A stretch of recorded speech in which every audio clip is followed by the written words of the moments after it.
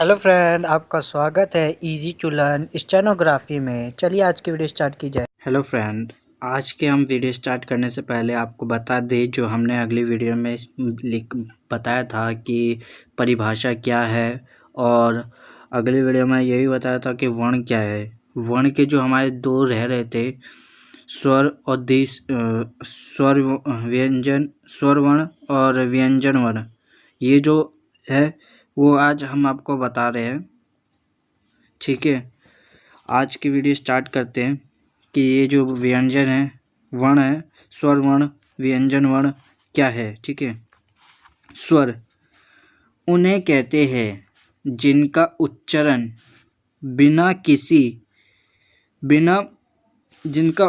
बिना अन्य वर्णों की सहायता से अकेले किया जा सके। क्या कहते हैं? स्वर वर्ण जो होते हैं उन्हें कहते हैं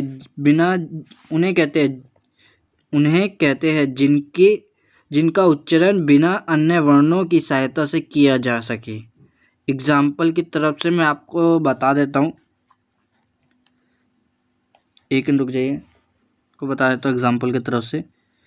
जैसे हमारा जो स्वर है वो क्या होता है, आ हो गया हमारा, ए हो गया, ऊ हो गया, ऊ हो गया, ओ हो गया, ठीक है, ए हो गया। ये जो होते हैं बिना स्वर द्वारा अकेले ही लिखे जा सकते हैं। ठीक है, बिना स्वर द्वारा अकेले ही लिखे जा सकते हैं, इनको किसी की सहायता की जरूरत नहीं होती है। ठीक, आगे चलते हैं। व्यंजन वर्ण क्या होते हैं वो आप पढ़े। उन्हें कहते हैं जिनका उच्चारण में स्वर और वर्णों की आवश्यकता होती है। व्यंजन वर्ण उन्हें कहते हैं जिनका स्वर और व्यंजनों की आवश्यकता होती है, और जो स्वर जो स्वयं अकेले बोले नहीं जा सकते, वो अकेले भी नहीं बोले जा सकते। ठीक है, जिनके उच्चारण में स्वर और वर्णों की आवश्यकता होती है। ठीक, अब ऐसे कौन से वर्ण हैं अब बताते हैं हम। जो होता है हमारा का, ख, ग, घ, ठीक, और हमारा हो गया क ख घ। ये जो क ख घ वर्ग ये जो होते हैं उसके अंदर जरूरत पड़ती है। अब बोलेंगे इसमें तो क्या वो जरूरत पड़ेगी, मैं आपको बताता हूँ एग्जाम्पल के तौर पे। जो हमारा का जो होता है ये ऐसा होता है व्यंजन में ऐसा होता है। ठीक है, और हम अगर स्वर लगाते हैं, ठीक है, व्यंजन में ऐसा हो गया, अगर हम स्वर लगाते हैं तो क्या बन जाता है, ये बन जाता है क। ठीक, एग्जाम्पल के तौर में मैं बता रहा हूँ, ये एग्जाम्पल के तौर पे है। अगर ये आधा होता है, पर अगर हम स्वर लगा देते हैं तो ये पूरा बन जाता है क। ऐसे ही हमारा होता है ख। देखो तुम, ये देखिए, ये होता है हमारा खा। ठीक है, इसको बनाने का तरीका क्या होता है, ये खा ऐसे बना देते हैं लोग।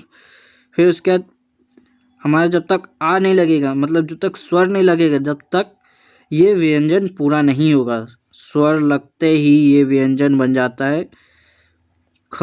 ठीक है, स्वर लगते ही व्यंजन बन जाता है ख। आपको समझ में आया? स्वर होता है ये, स्वर लगते ही व्यंजन बनता है। मैंने आपको बताया था इसमें अकेले यूज़ किया जाएगा। ये जो होता है स्वर अकेले भी यूज़ कर लेंगे पर व्यंजन नहीं। ठीक है, चलिए आगे चलते हैं।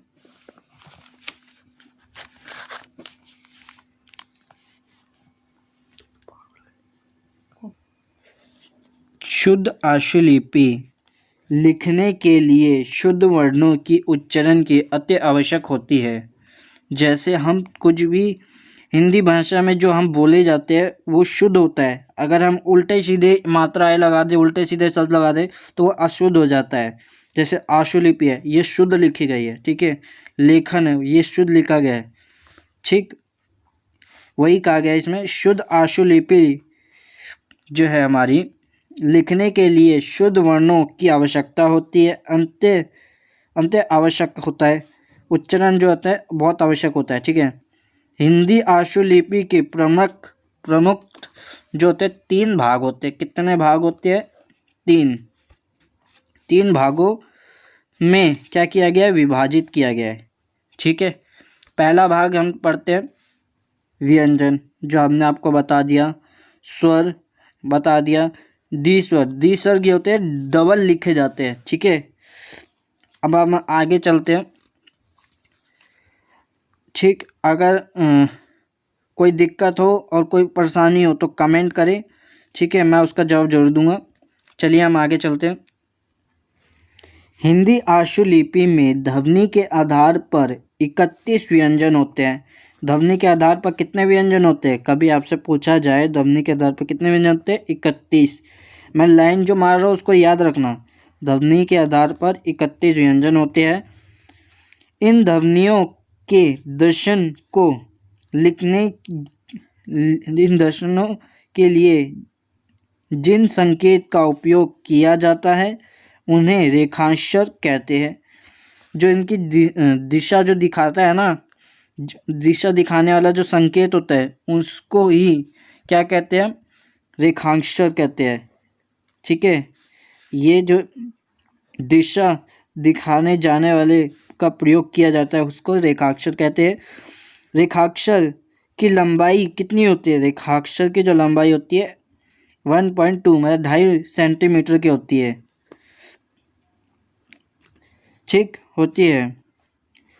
यह रेखाक्षर अपने उच्चारण की दृष्टि के अनुसार, उच्चारण जो होते हैं ना, जैसे हम कुछ ही बोलते हैं उसके अनुसार क्या होते हैं? हल्के लिखे जाते हैं और गहरे लिखे जाते हैं।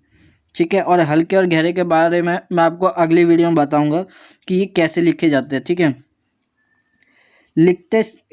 लिखे जाते हैं तथा हस्तित उच्चारण वाले रेखाक्षरों को गहरा और इन रेखाक्षर के लिए आधार के अनुसार निम्नलिखित भाग में विभाजित भी किया गया है।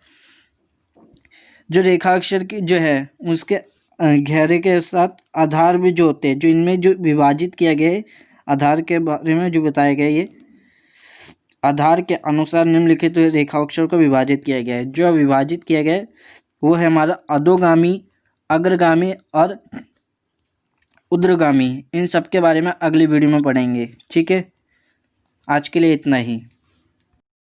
अगर आपको मेरी वीडियो पसंद आई हो तो प्लीज़ सब्सक्राइब करें, लाइक करें, कमेंट करना ना भूलें। Thank you for watching this video.